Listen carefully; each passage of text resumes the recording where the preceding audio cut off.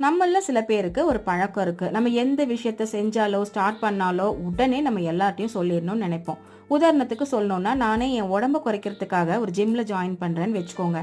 அது முதல் நாள் போன உடனே ஓவர் கான்ஃபிடென்ட்ல வந்து என் உடம்பையே குறைச்சிட்ட மாதிரி எல்லார்கிட்டயும் பெருமையா பேசிட்டு இருந்தேன்னா, அடுத்தடுத்து அது செய்யற இன்ட்ரெஸ்டே போயிடும். ஏன்னா அந்த விஷயம் என் மனசை விட்டு வெளியே போயிடுச்சு இல்லையா?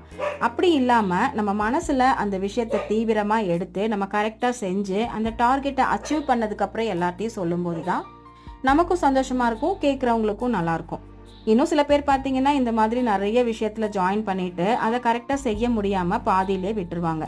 இந்த மாதிரி இருக்கிறவங்கள பார்க்கும்போது ஆமா இவங்களுக்கு வேற வேலை இல்லை, இந்த மாதிரி எல்லாத்துலயும் ஜாயின் பண்ணிட்டு இவங்க இப்படிதான் இருப்பாங்கன்னு நினைச்சுக்குவாங்க. என்னால எப்படி இருந்தாலும் எல்லாத்தையும் சொல்லாம இருக்கவே முடியாது அப்படின்னு நினைக்கிறவங்க டைரி எழுதுற பழக்கத்தை வச்சுக்கலாம். எப்படி பார்த்தாலும் நம்ம செய்யற எல்லா விஷயத்தையும் எல்லாத்தையும் சொல்லணும்னு என்ன அவசியம் இருக்கு?